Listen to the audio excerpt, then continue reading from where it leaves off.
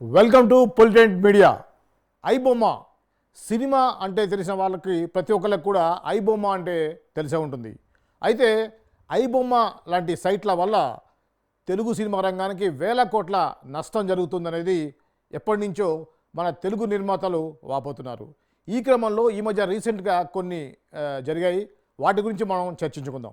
ముఖ్యంగా ఒక 2 నెలల క్రితం ఏం జరిగిందంటే ఐబొమ్మ సంబంధించిన ఫిర్యాదులు అందడంతో ముఖ్యంగా సినిమా నిర్మాతలు ఎవరైతే అల్లు అరవింద్, సురేష్ బాబు లాంటి వాళ్ళు, దిల్ రాజు లాంటి వాళ్ళు కూడా సివి ఆనంద్ సిపి గారికి కంప్లైంట్ చేయడం జరిగింది. ఐబొమ్మ లాంటి సైట్ల వల్ల సినిమా రంగానికి తీవ్రంగా నష్టం కలుగుతుందని, ఒక అంచనా ప్రకారం 2000 కోట్లకు పైగా సినిమా రంగానికి నష్టం కలిగిందని ఒక అంచనాతో డాటానైతే ఇవ్వడం జరిగింది. ఈ క్రమంలో సివి ఆనంద్ దీన్ని ఛాలెంజ్గా తీసుకొని ఐబొమ్మ నిర్వాహకుల్ని అరెస్ట్ చేసే ప్రయత్నం జరిగింది. గతంలో కూడా బీహార్, ఉత్తరప్రదేశ్ లాంటి రాష్ట్రాల్లో ఐబొమ్మ ఏజెంట్లని అరెస్ట్ చేయడం జరిగింది. ఏజెంట్లను అయితే అరెస్ట్ చేశారు, కానీ ఐబొమ్మ మాత్రం ఆగలేదు. ఎందుకంటే అది ఎక్కడి నుంచి ఆపరేట్ చేస్తున్నారు, ఎవరు చేస్తున్నారు అనే విషయాన్ని పోలీసులు తెలుసుకోలేకపోయారు. ఇది ఇలా ఉండగా ఐబొమ్మ నిర్వాహకుల నుంచి కూడా పోలీసులకు ఒక ఛాలెంజ్ వచ్చింది. ఏమిటంటే, మమ్మల్ని మీరు పట్టుకునే సత్తా మీకుందా, పట్టుకోండి చూద్దాం. కొన్ని వందల మంది సెలబ్రిటీల యొక్క డాటా, వాళ్ళ యొక్క సీక్రెట్ విషయాన్ని కూడా మా దగ్గర ఉన్నాయి. వాళ్ళ యొక్క సైట్లని కానివ్వండి, వాళ్ళ యొక్క వ్యక్తిగత విషయాలు మా దగ్గర ఉన్నాయి. అవి మేము బయట పెడతామని ఒక ఛాలెంజ్ విసిరారు, పట్టుకోండి చూద్దామని. దీన్ని చాలా ఛాలెంజ్గా తీసుకున్నటువంటి ఈ యొక్క ఎవరైతే సిపి ఆనంద్ గారు ఉన్నారో, దీని మీద విస్తృతమైనటువంటి తనిఖీలు చేయడం, వాటి మీద టెక్నికల్గా కూడా ఎక్కడి నుంచి ఆపరేట్ చేస్తారనే విషయాన్ని తెలుసుకునే ప్రయత్నం చేశారు. ఆ ప్రయత్నం తర్వాత కొన్ని లింక్స్ అయితే దొరికాయి. ఇది ఇమ్మడి రవి అనే అతను ప్రధానమైనటువంటి A1గా వాళ్ళు చేర్చడం జరిగింది.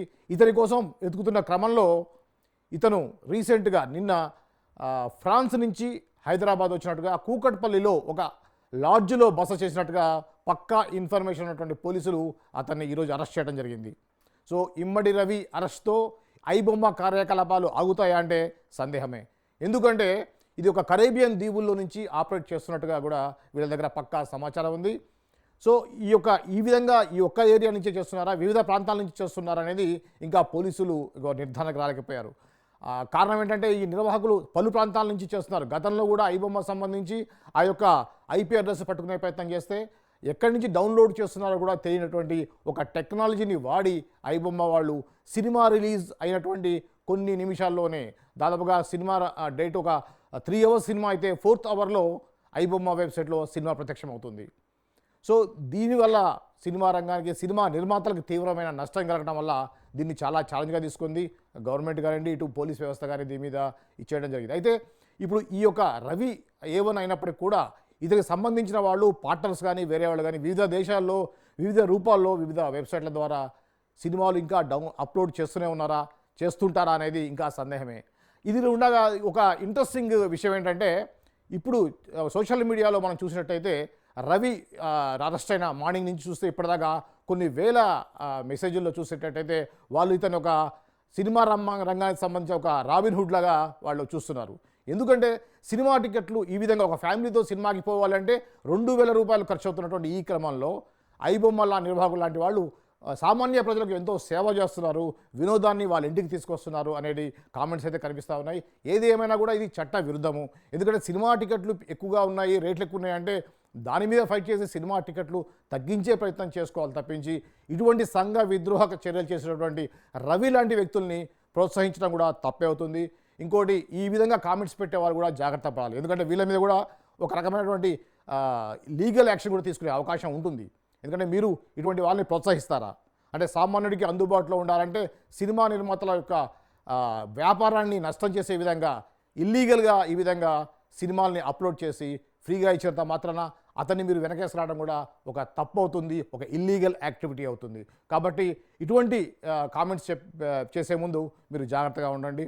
అయితే ఇంకొక విషయం ఏంటంటే, ఈ యొక్క రవి ఇమ్మడి సంబంధించినటువంటి ఎప్పుడైతే అరెస్ట్ అయిన తర్వాత వెంటనే అతని యొక్క బ్యాంక్ అకౌంట్లో ఉన్నటువంటి 3 కోట్లకు పైగా ఉన్నటువంటి నగదుని సీజ్ చేయడం జరిగింది. పోలీసు వాళ్ళు సీజ్ చేశారు. అయితే అతను ఫ్రాన్స్ నుంచి ఎందుకు వచ్చాడు అనేటువంటి విషయానికి వస్తే, అతనికి అతని భార్యకి సరైన సఖ్యత లేకపోవడం వల్ల కొంతకాలంగా ఇద్దరు విడివిడిగా ఉంటున్నారు. ఆ భార్య నుంచి విడాకులు తీసుకోవాల్సినటువంటి క్రమంలో లీగల్ ఇష్యూస్ మీద అతను ఇండియా రావడం జరిగింది. ఈ క్రమంలో ఈ విషయాన్ని గమనించినటువంటి మన తెలంగాణ కూకట్పల్లి పోలీస్ ఎవరుతున్నారో ఆ కూకట్పల్లి ఏరియాలో అరెస్ట్ చేయడం జరిగింది. సో ఈ అరెస్ట్తో కొంతవరకు నిర్మాతల నుంచి హర్షం వ్యక్తం చేసినప్పటికీ కూడా ఇది ఇంతటితో ఆగుతుందా లేకపోతే ఇదే విధంగా ఇంకా కంటిన్యూ అవుతుందా అనేది ఇప్పుడు ఒక సందేహం అని చెప్పవచ్చు. ఇటువంటి ఏదైతే ఈ యొక్క టెక్నికల్గా ఉన్నటువంటి వ్యవస్థ డిఫరెంట్ ఏరియాస్ నుంచి ఆపరేట్ చేస్తున్నట్టుగా కూడా ఇన్ఫర్మేషన్ వస్తుంది. వాళ్ళు నిజానికి ఏ విధంగా డౌన్లోడ్ చేస్తుంది, వాళ్ళకి ఎక్కడి నుంచి ఈ యొక్క సినిమాలు ఈ హై క్వాలిటీ తోటి వచ్చేటువంటి సినిమాలను ఏ విధంగా పెట్టగలుగుతున్నారు అనేది ఇప్పటికీ కూడా ఇంకా క్లారిటీ అయితే రాలేదు. సో అయితే గతంలో ఈ యొక్క విషయం జరిగినప్పుడు పోలీసు వాళ్ళకి ఛాలెంజ్ వేసినప్పుడు పోలీసు ఎవరైతే సివి ఆనంద్ గారు ఏ విధంగా స్పందించారనేది ఇప్పుడు ఒకసారి మనం చూద్దాం. దాదాపు 4 నెలలు దర్యాప్తు చేసిన తర్వాత దేశంలోనే మొదటిసారిగా గ్యాంగ్స్ ని పట్టుకోవడం జరిగింది.